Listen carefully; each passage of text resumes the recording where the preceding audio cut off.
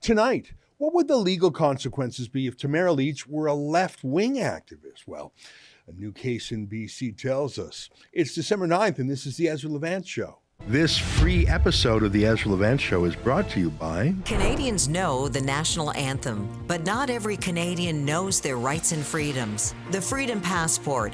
Order one for yourself and for all the freedom lovers that you love at freedompassport.ca. Shame on you, you censorious thug!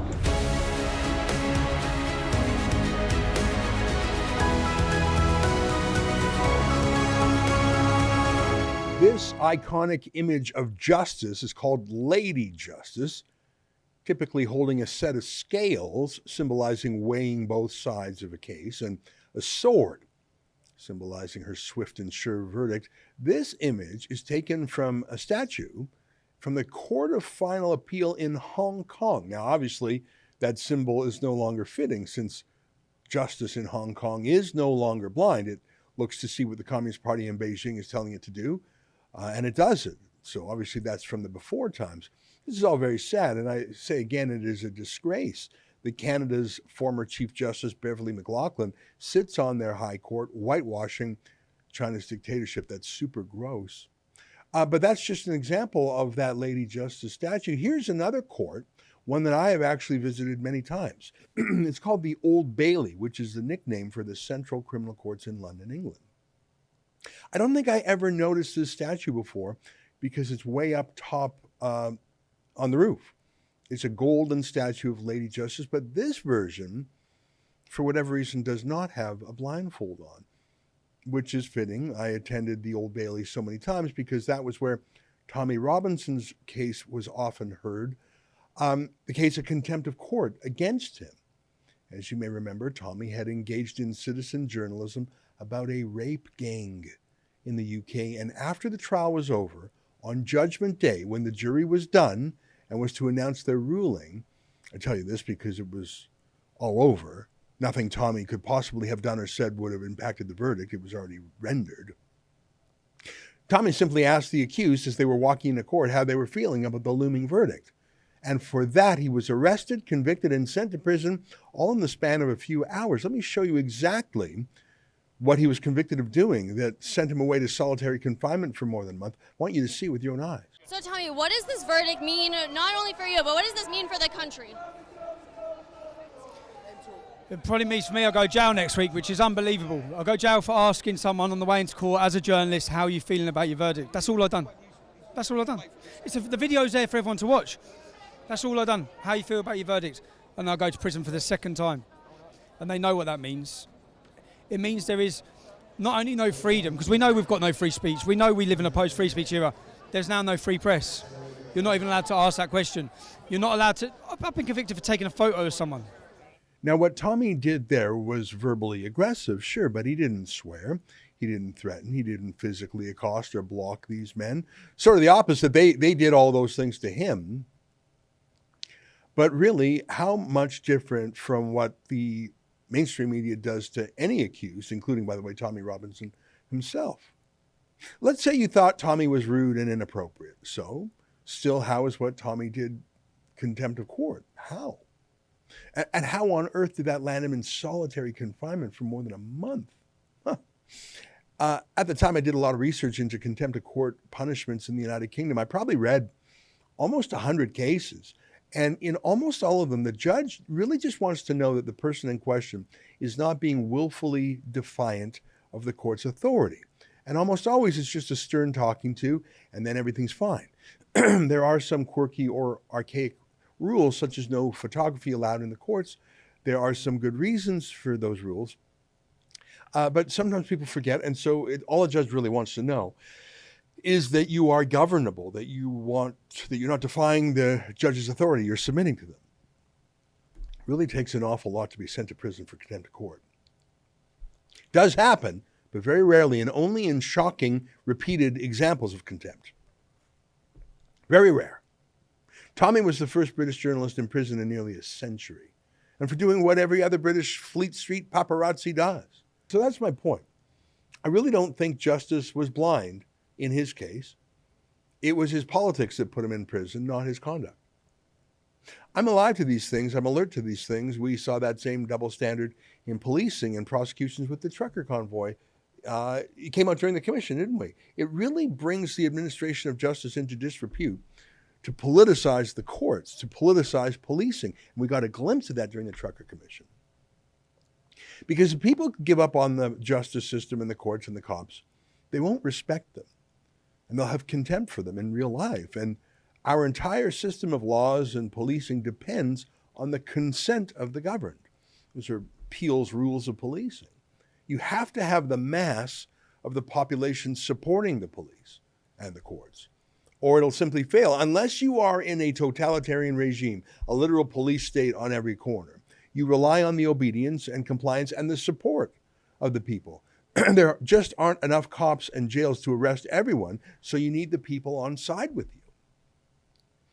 Imagine if the courts, instead of being neutral, became partisan, like the media is, like Hollywood is, like woke capital is, like so many other institutions are. Imagine if you lost half the public support, or even just a quarter of the public support. The entire system would fail. What a catastrophe that would be. We all have to respect the rules of the game if we're going to abide by them. Which brings me to the story of the day. It is about an occupation, about mischief, about minor crimes, about interrupting infrastructure and the economy. In other words, it's a repeat of what the Trucker Convoy was accused of doing in January and February, except, of course, as you know, the Trucker Convoy didn't actually occupy anything. They just parked on some downtown streets for a few weeks, but they didn't actually block the roads. We heard in the Commission of Inquiry that they actually kept lanes open for emergency vehicles. They actually moved their vehicles away from residential areas towards Parliament itself, not to harass homeowners. They stopped honking their horns after a judge told them to. And there was simply no violence at all from them, none. But the entire country was put under martial law. Hundreds of bank accounts were seized.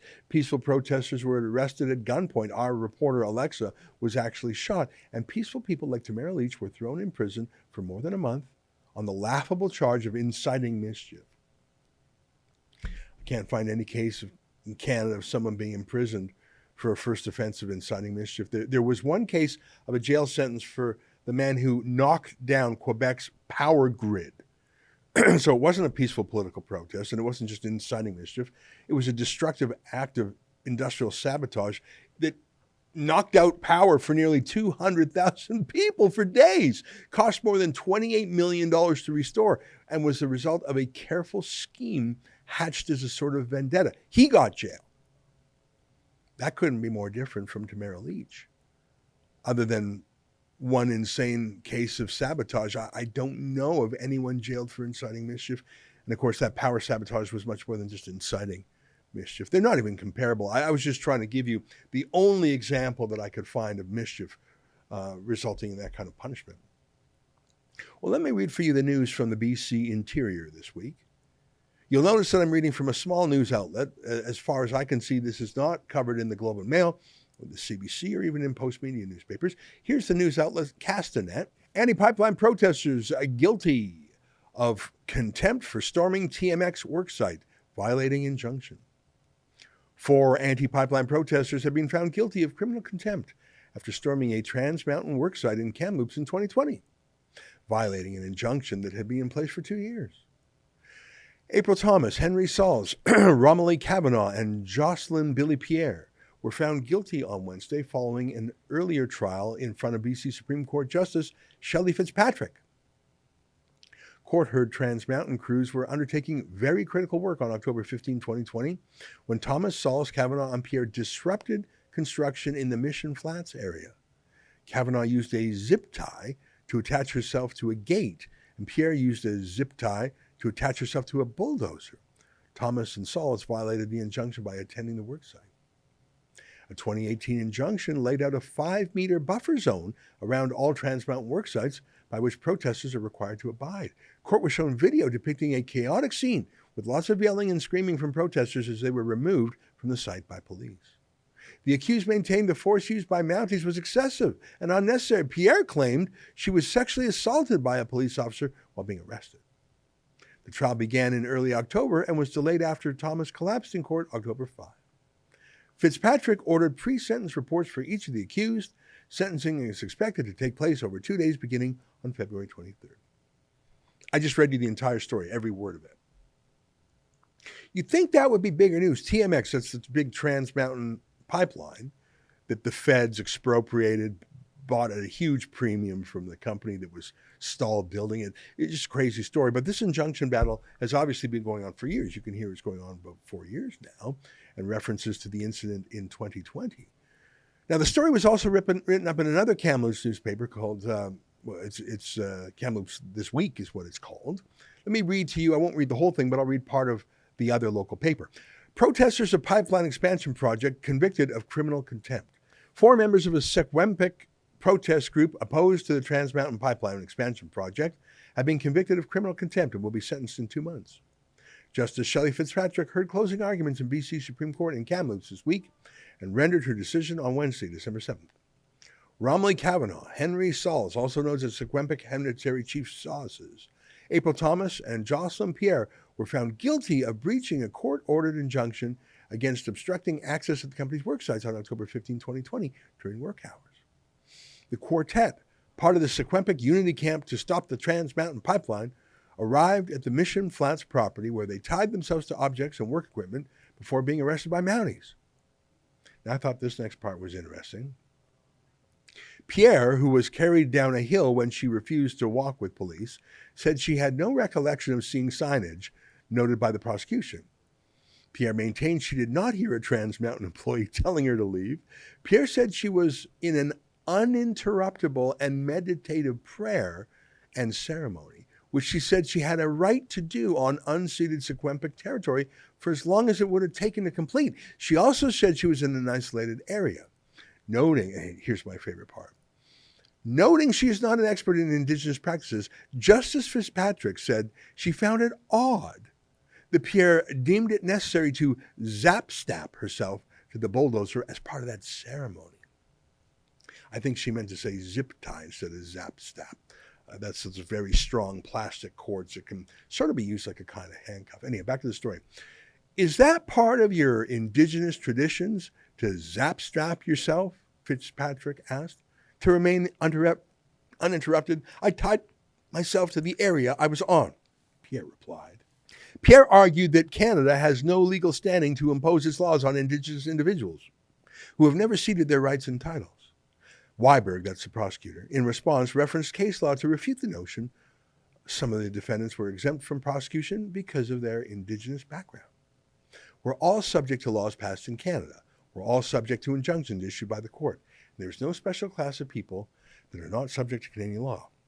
He's right. In fact, everyone in Canada is subject to Canadian law. Even people who are not Canadian citizens are subject to Canadian law. There are some racial carve-outs in law which I think are very dangerous. Looks like this judge wasn't having any of it. No, zip ties are not an Indigenous ceremony. But I remind you that Tamara Lich is an Indigenous woman too. She's Métis. Did you see any reporting like this when she was arrested? People floating the idea that she really couldn't be guilty, that physical vandalism was actually a kind of ancient Indigenous ceremony. Did you ever hear anything like that? Of course not. The liberal media wouldn't believe a word of it if it were said by a peaceful trucker. You know, the truckers didn't vandalize anything in Ottawa. They didn't attack anyone. They didn't resist police. It's actually amazing. There was not a single act of violence by any of the truckers throughout the whole time there. That's why you had liberals trying to cook up hoaxes, like the hoax that a trucker tried to arson an apartment, or the hoax that the truckers defiled the Terry Fox statue. Yeah, no. This ain't vandalism, brother, but nice try.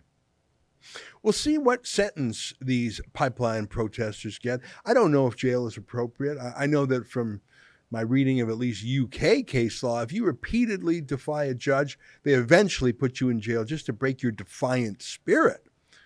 These folks deliberately defied the judge, but I bet they get a modest fine that will immediately be paid by Greenpeace or someone else. Not 49 days in prison like Tamara Lich got. There really are violent occupations in Canada. They really do disrupt businesses. They really do endanger critical infrastructure. They really do cost money and jobs. But Trudeau doesn't say a word about them. He supports them. His environment minister himself is a convicted criminal for vandalizing the CN Tower in the name of Greenpeace. But it's not just Trudeau, is it? It's the entire media party that has ignored this national story because it just doesn't fit their narrative, does it? Stay with us for more. This free episode of the Ezra Levant Show is brought to you by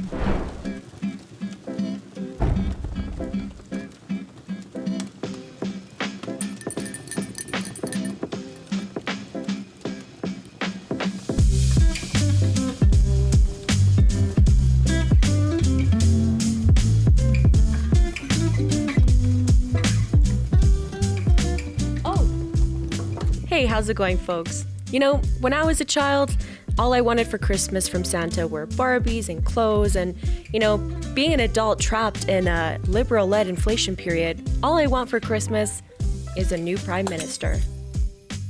Get yourself a nice, warm Rebel toque or one of our gorgeous holiday mugs. Go to rebelnewsstore.com to get your Christmas merch today. Buy 2 unisex tees and get 1 free if you use the code CHRISTMAS at checkout. Don't wait any longer to get that amazing gift for your loved one.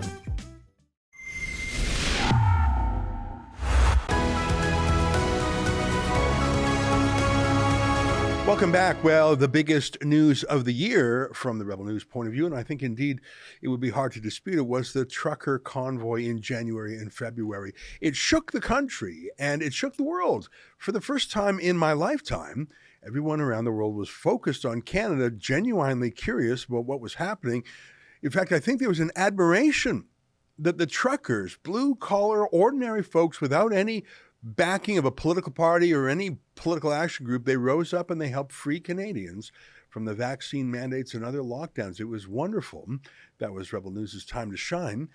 And there was an echo to that fairly recently with the Trucker Commission of Inquiry when Justin Trudeau was asked to justify his decision to put the country into a form of martial law. Now, I don't think that Trudeau actually justified it. I think it was crystal clear by the end of the commission that he, in fact, didn't have the legal basis for it, but he put forward his political case.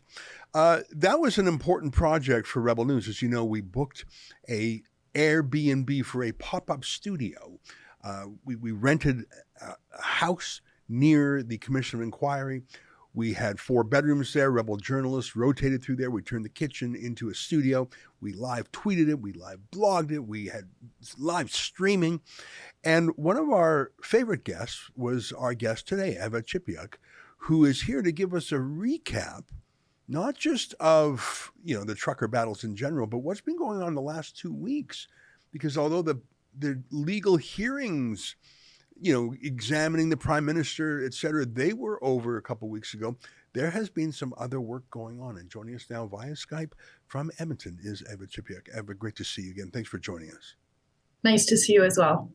You were a real staple of our coverage from the Trucker Commission, and I thank you for that. And it was sort of fun for us to have this outpost in Ottawa, pretty close to the place where the commission was hearing.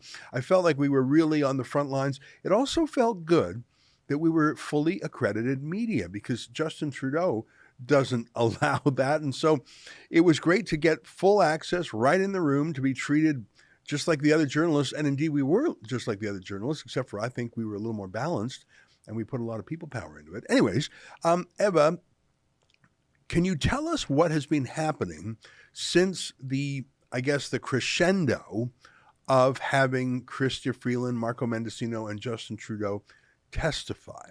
So we know about that. And after that, we sort of wound down our Ottawa coverage. But the Commission of Inquiry isn't actually done, are they? Tell us what they've been up to these last couple of weeks.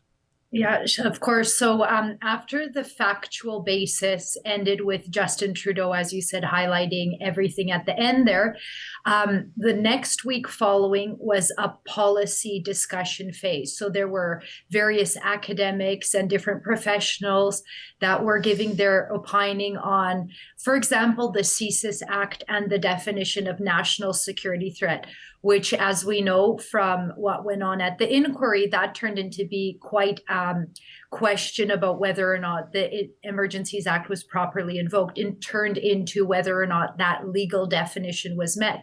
So there was a roundtable discussion about that with a former CSIS director. There was also a roundtable about misinformation and disinformation. So that would have been particularly interesting, I think, to yourselves and your audience, because as we know, there's a lot of that going on right now in Canada.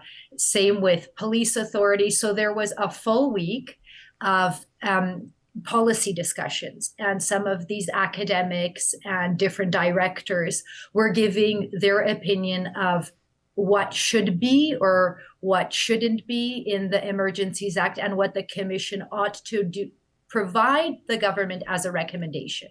So that's all interesting, and it sounds like important discussions, but it sounds like they are sort of general academic discussions as opposed to retrospectively examining Trudeau's invocation of it. Am I right? So this is more the academics weigh in and say, well, we should do that, or here's a problem. So it as opposed to specifically holding Trudeau to account. Is that a correct characterization? You know, that even came up in one of the policy discussions. Is somebody, and I can't recall which debate it was, but they said, you know, the worst thing is this is giving academics work. And the other thing that I found a bit troubling is some of these academics that were invited to speak after 6 long weeks of evidence was given were still using the same language as MSM was providing before the inquiry. So all this, the narrative that was being spun was still being used by these academics like they haven't learned anything in the last 6 weeks. So that was a bit troubling. And certainly, yes, it was a bit more, in some respects, some were a bit more kind of hands-on with the evidence, and some people were a bit more high level. Well, it wouldn't surprise me if a lot of those academics simply did not follow the Commission of Inquiry. And in fairness, it was a very intensive period of time. But it sounds like they came there with their talking points no matter what. And of course, the thing is about academics is more than almost any other profession, they are funded by the government. I mean, journalists sometimes pretend to be independent. And I guess academics talk about academic independence. But there is basically no scholarship in this country's universities that is not funded by Trudeau. Through various granting agencies. And we know that they use that as a weapon against them. Jordan Peterson, one of the most cited professors in Canadian history, I would imagine, certainly a high profile, he got a federal research grant every single year of his career until he went viral as a public intellectual conservative. And then, surprise, he had his grant canceled. So anyone who thinks academics are neutral only has to look at how they punish the 1 in a million academics who actually speaks out in a conservative way. So I would imagine that colored a lot of it. Tell me a little bit about the misinformation and disinformation panel, because I think that whole phrase has been invented just to, I don't think it has any real meaning. I mean, during the Cold War, I knew in certain instances, believe it or not, when I was a young kid, I subscribed to a sort of a technical magazine. I was pretty nerdy, called Aviation Week and Space Technology. So this was a really cool magazine. It was not meant for boys. It was like an industry magazine of really cool fighter jets. And they would sometimes have disinformation in there. And they would talk about it, that sometimes the US military would put out deliberately false facts about the capabilities of their fighter jets so that Russians would get the wrong idea. They would not understand the truth about America's aerospace industry. That's disinformation, when you choose to plant a false fact, knowing you're doing so to confuse a military enemy. That's a really normal use of the word disinformation. But politicians are now calling anyone who disagrees with them disinformation, as if people are deliberately lying, as if people are in league with foreign powers. I think it's a total corruption of the language and a total attempt to silence any peaceful political protesters. Yeah, and I encourage your viewers to look at the transcript or view it still online. It's all these policy discussions are also available still on the Commission's website, along with all of the evidence from the 6 weeks before. So it's definitely worth taking a look at. And you can see that there were some academics that were a bit more critical. Thankfully, there was a bit of a debate about certain things, and they did bring up the issue of whether or not politicians can be part of that disinformation and what consequences or what issues arise out of that. So again, that did come up, and it'll be interesting to see what's argued. One thing I wanted to mention is we do have the written submissions due today. So now all of the parties are reviewing the evidence portion, this policy portion, and giving their thoughts and then their recommendations to the commission in written format. Well, I tell you one thing, the judge was not lazy. I have never seen a judicial procedure work so hard and so long, and it applies to all the lawyers who are involved too. I mean, I've never seen a court keep the hours, like the extensive hours, working into the night. Like I'm impressed, and I hope he does the right thing, and I hope he's objective and neutral. You never quite know, because he is just a man, flesh and bone. But boy, was there a lot of work going on. It'll be interesting to see what the results are. Now, if I'm not mistaken, the report will come out early in the new year. Is that right? Yep. So the report is due to be made public February 20th. So that's when we expect to get to see what it is that the commission has gleaned from all of this and what kind of recommendations it's making to the federal government. Yeah, I'm going to go out on a limb and predict that the judge says there was no clear legal basis to invoke the Emergencies Act, and then you will immediately see the media party and the political classes say, oh, well, it was out of an abundance of caution and we did the right thing, and it was all, I think that Trudeau will absolutely skate. I think that he will not be held to account, and it'll be like every time he's broken the Conflict of Interest Act, a general shrug. Oh, well, sack a cabinet minister for taking a $16 orange juice under Stephen Harper, but a prime minister bringing in martial law for no good reason. Oh, well, but he sure meant well, and they sure did honk a lot. That's my prediction. Am I too pessimistic? I think you're even giving it more credit than I might be right now. I don't know whether or not the commissioner will find that it was not justified, because that last week really turned when the ministers and CSIS started coming up and saying, well, the legal definition is a bit different in the Emergencies Act, or at least that was the advice we got from our lawyers. It's too narrow in the CSIS Act for what is going on nowadays compared to when that definition was first used and implemented in these acts. So I don't know, that last week was very strange to me. I'm still processing it. And I think there might be a chance, based on the feelings that we heard for the 6 weeks, not actual facts, but the feelings of threat, the feeling of violence, the feeling of aggression, that based on this definition, the commissioner might say it was justified. Yeah, the feelings, you're so right. It was weird to see tough men who are used to guns and criminals say, well, there was no violence from the truckers, but it felt violent. The talk of microaggressions, it was actually, I regarded the commission, the evidence part, as sort of like a bullseye. You went from the outer rings and more towards the center of the bullseye, you ending up in Trudeau himself. So you started with, just regular folks and police forces. And as they moved away from not beat cops, but Ottawa Police, RCMP, OPP, and moved towards the cabinet and then towards the PM, I felt like they were less honest and more lying, frankly. I think most police actually answered very plainly. We did not need this. We could resolve these problems without the Emergencies Act. We did resolve the problems. Like, for example, the Alberta blockade, the Windsor Bridge blockade, they were both ended before the Emergencies Act was even invoked. So, of course, it wasn't necessary to stop them. And that one they considered, the most hostile. The one in. So if they were able to take down the most hostile one in all of Canada using the regular laws we have, how was that not a possibility in Ottawa? It was just larger. The problem that we saw time and time again is that they just didn't talk to the citizens at all. And actually, that was one thing that came out in Windsor. The Ontario government, together with its provincial police force, went to the protesters and talked to them. And that's how it was successfully negotiated. Yeah. In Coutts, it was police action. In Ottawa, it was no action. Yeah. Until, of course, we know what happened.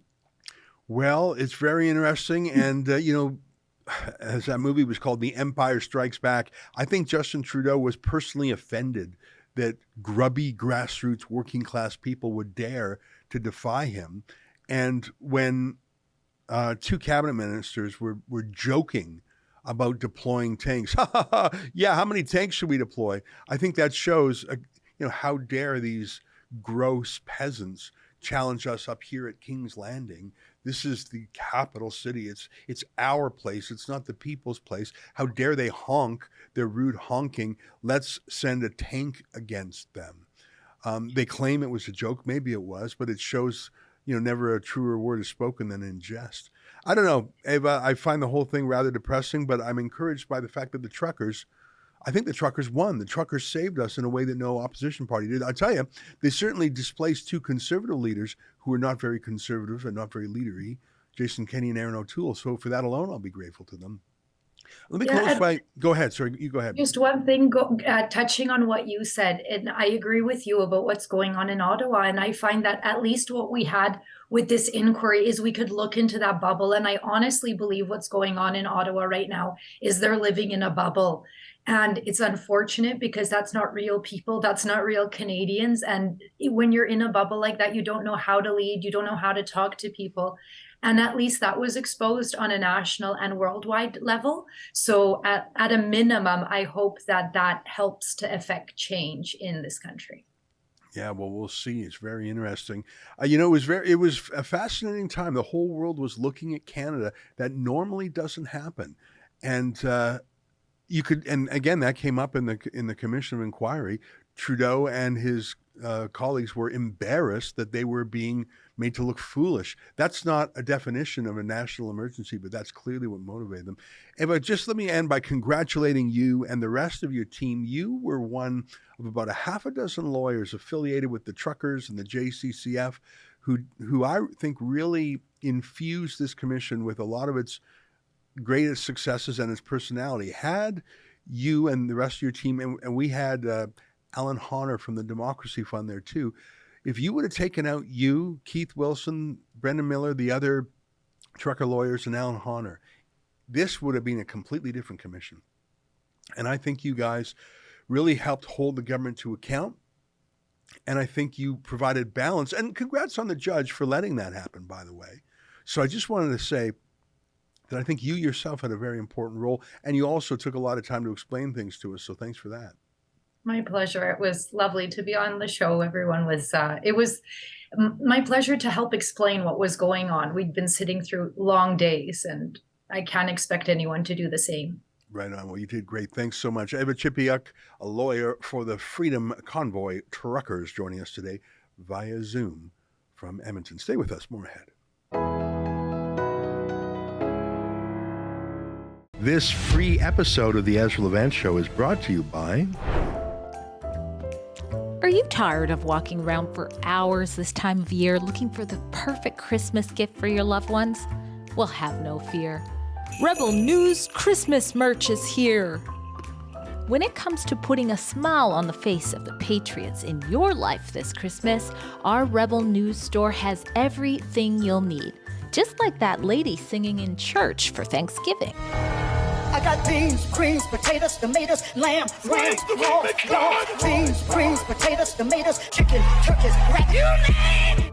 We've got Christmas tees, Christmas hoodies, Christmas beanies. My personal favorite is the All I Want for Christmas is a New Prime Minister top. Can I get an amen in the back? But we also have the Rebel favorites that you can wear all year long, like our classic Is It Trudeau or Castro tee, or this new one that says free speech is a must. But warning in advance, the leftist Kevins and Karens of the world will be triggered. Now, if you head to rebelnewsstore.com right now, you can save.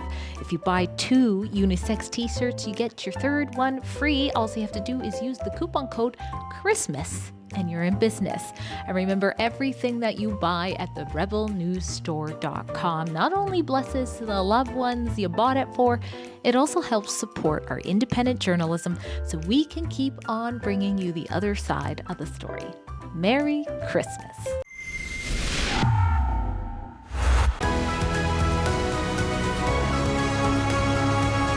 Hey, welcome back. Here's some letters. Wade Dunn says, hey, Ezra, watched your show on Russia and noticed you used our motto a few times. Want to find out what's going on in the Donbass? Check out Eva K. Bartlett, a war correspondent, a Canadian-born USA journalist who was on Zelensky's hit list, the same hit list that Elon Musk was on for a few hours after calling for peace talks between Ukraine and Russia. Not kidding. Love your show.